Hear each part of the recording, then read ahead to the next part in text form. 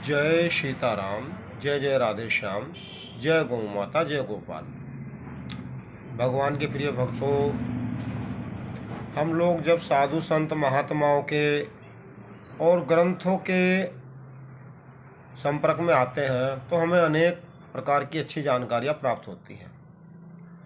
एक बुजुर्ग व्यक्ति हमारे गांव में कहते थे कि यह कलयुग जो है, यह कलपुर्जों का युग है। इसमें जो नाना प्रकार के वाहन हम देखते हैं, इन वाहनों में जो कलपुर्जे लगे हुए हैं, यह कलपुर्जों का युग है। और एक बुजुर्ग कहते थे गांव में कि ये कलयुग जो है, ये कलह का युग है। इसमें कलह बहुत है, धन होने के बावजूद भी सुख शांति नहीं है।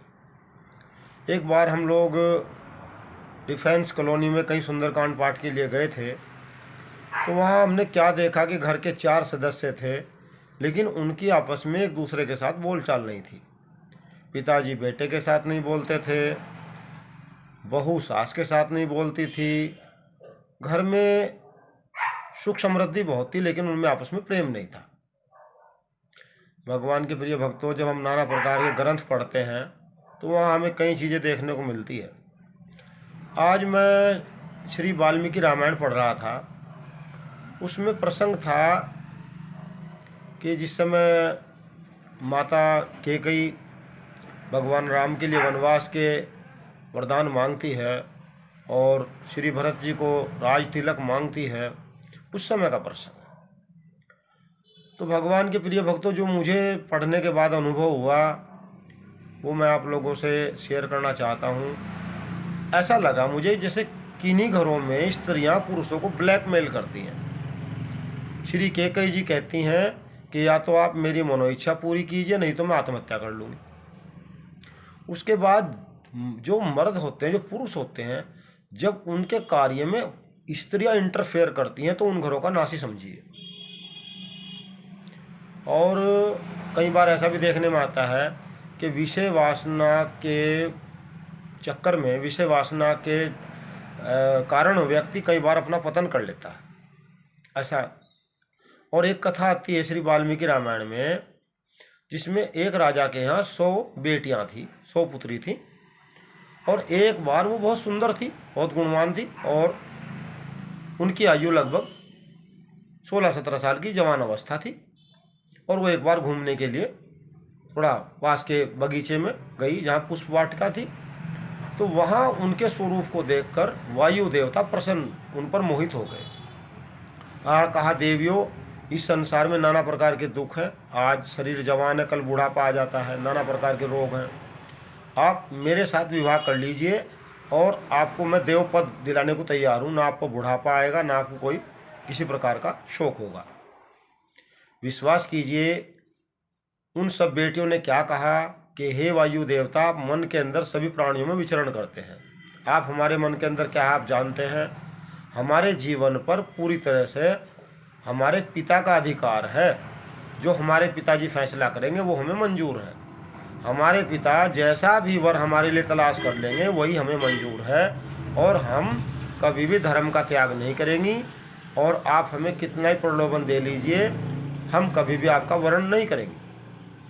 इस पर वायु देवता क्रोधित हो गए और उन्होंने उन्हें कुबड़ी बना दिया। और वो जैसे ही अपने महल में गई कुबड़ी, सभी की सभी 100 बेटियाँ, तो उनके पिताजी ने देखा। उनका, बेटी ये सब क्या हुआ। उन्होंने पूरा वृत्तांत अपने पिताजी को बताया। उनके पिताजी ने कहा, बेटे, क्षमाशीलता बहुत बड़ी चीज़ है और आपने अच्छा किया है जो उन्हें क्षमा कर दिया। बदले में आपने उन पर कोई श्राप नहीं दिया। और बेटी, मैं बहुत प्रसन्न हूँ और आपने मेरे कुल की लाज रखी है। विश्वास कीजिए, पढ़ी लिखी बेटी हों बहुत अच्छी बात है, लेकिन अगर वो स्वयं ही पति का वर्ण करती हैं तो हमारे यहाँ ऐसा बताया गया है कि सूर्पनखा स्वयं पति को ढूंढती फिरती थी। भगवान राम के सामने उन्होंने ये प्रस्ताव रखा। उन्होंने कहा कि हमारे कुल में ऐसा आचरण नहीं होता है। जो बेटी ये चाहती है कि उनके पिताजी ही उनका जो पति है उसको ढूंढ करके लाएं, वर माने श्रेष्ठ, जो बेटी से श्रेष्ठ हो गुणों में उसे वर कहते हैं। जो बेटी से श्रेष्ठ हो योग्यता में उसे भी वर कहते हैं। हर पिता की यह एक कोशिश होनी चाहिए कि वो अपनी बेटी के लिए अपनी बेटी से भी गुणवान और शीलवान और समझदार वर ढूंढे। भगवान के प्रिय भक्तों, अगर हम लोग पुराण भगवान का सहारा लेते हैं, जैसे पुराण पढ़ते हैं, श्री रामचरितमानस, श्री वाल्मीकि रामायण और अपना जो है पद्म पुराण पढ़ते हैं, मार्कंडे पुराण पढ़ते हैं, अथवा हरिवंश पुराण पढ़ते हैं, देखिए आप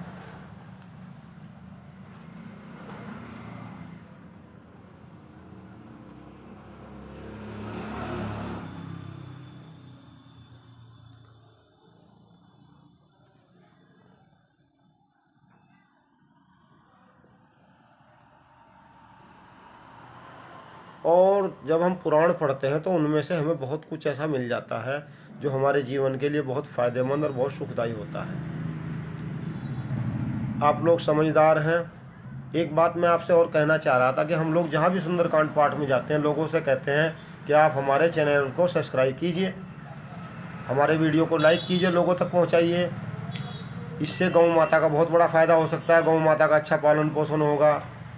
जो गौ माता सड़क पे घूम रही है, जो गौवन सड़क पे धक्के खा रहा है, उसकी जो लावारिस है, जो भूखा है, प्यासा है, उसकी हम सेवा करेंगे। विश्वास कीजिए, एक भी व्यक्ति ऐसा नहीं जो वीडियो को शेयर करता हो या चैनल को सब्सक्राइब करता हो।